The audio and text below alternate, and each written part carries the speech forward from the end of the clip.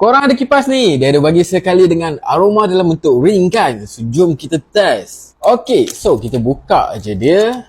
Okay, korang nampak tak guys? Simple je, dia macam coklat zaman dulu je. Nak pasang dia senang je, kita buka je dekat bahagian sini dan kita akan masukkan dia dekat bahagian dalam. Senang sangat guys, nampak tak tu? Dia ada bau tapi bau dia tak kuat. Jadi, jom kita tambah aroma oil. Okay, kita titikkan dia. Ini bau lemon guys. Oh, bau dia kuat, wangi gila. Aku rasa memang best lah kalau pakai kipas ni. Sebab apa? Kita dah tak payah pakai diffuser. Pakai kipas ni pun dah wangi satu rumah. Okay.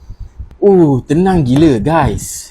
Wangi babe, wangi. Okay guys, so aku rasa memang nice lah kalau kita pakai aroma oil dengan kipas ni sekali. So dia akan continuously bagi bau yang menyegarkan. Okay, kalau dah habis, kita test je lagi. Senang kan? Apa lagi guys? Dapatkan dekat beg kuning di bawah.